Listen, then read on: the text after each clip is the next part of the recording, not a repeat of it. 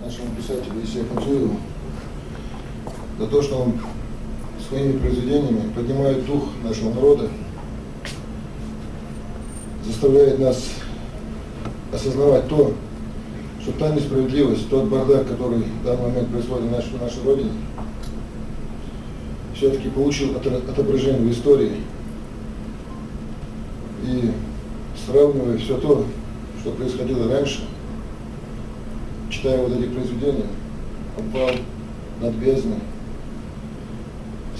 где описываются события 1944 года, про то, как наши мужественные люди, которые не смирились с выселением в горах Кавказа, отстаивали нашу честь.